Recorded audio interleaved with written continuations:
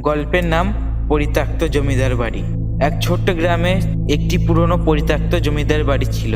বাড়িটি বহু বছর আগে থেকে পরিত্যক্ত হয়ে পড়েছিল।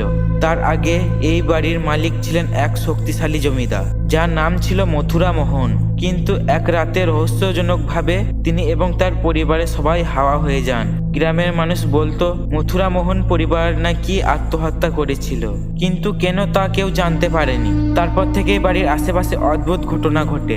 কয়েক বছর পর গ্রামে এক সাহসী যুবক শান্ত সে ঠিক করলো সেই পরিত্যক্ত জমিদার বাড়িতে রাতে গিয়ে দেখবে। সুশান্ত ছিল এমন এক ছেলে যাকে ভূতের গল্প শোনালে সে ভয় পেত না, বরং এসব নিয়ে উন্মুক্ত অনুভব করছিল। সে শুনেছিল জমিদার বাড়ির ভেতরে নাকি কোনো অশরীরী শক্তি থাকে, তবে কেউ জানে না। সুশান্ত ঠিক করে সে এক রাতের জন্য সেখানে যাবে।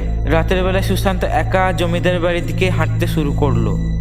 বাড়ির চারপাশে এত ঝোপঝাড় যে কোনো লোকের কাছে এগুলো যেন দানবীয় জঙ্গল মনে হতো। যখন সে বাড়ির দরজার কাছে পৌঁছালো, হঠাৎ এক ঠান্ডা বাতাস তাকে জড়িয়ে ধরলো, যেন কেউ তার হাত দিয়ে স্পর্শ করছে। সুশান্ত ভয় পায়নি, বরং সাহসের সাথে দরজা খুললো এবং ভিতরে প্রবেশ করলো।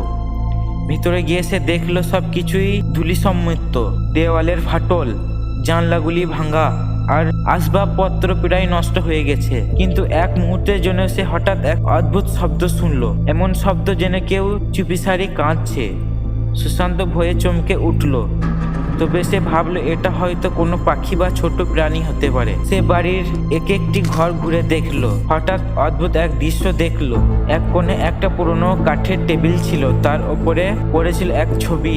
ছবিতে ছিল মথুরা মোহন এবং তার পরিবারের ছবি। ছবির দিকে তাকিয়ে সুশান্ত মনে হলো মথুরা মোহনদের চোখ যেন সরাসরি তার দিকে তাকিয়ে আছে। তখনই সুশান্তর কানে এক মৃদু কণ্ঠ এলো, আমাদের শান্তি ফেরাও। সুশান্ত ভয় পেয়ে গেল, কিন্তু তবু সে সাহস হারালো না। সে ছবির দিকে চোখ সরিয়ে নিল এবং ঘরের ভিতরে এক কোণায় হাঁটতে থাকলো। হঠাৎ সে দেখলো সিলিং থেকে কিছু অদ্ভুত অন্ধকার ছায়া নিচে নেমে আসছে, যা দ্রুত তার দিকে এগিয়ে আসছে। সুশান্ত চিৎকার করতে করতে দৌড়ে বেরিয়ে গেল, কিন্তু দরজাটা একবারে বন্ধ হয়ে গেছে। সে বুঝতে পারলো বাড়ির মধ্যে কোনো ভুতুড়ে শক্তি রয়েছে, যা তাকে বেরোতে দিচ্ছে না বাড়ি থেকে। সুশান্ত তখন মন্ত্র পড়তে শুরু করলো। সেই মুহূর্তের মধ্যে সেই অন্ধকার শক্তি যেন ধীরে ধীরে সরে গেল এবং দরজা খোলার আওয়াজ শোনা গেল।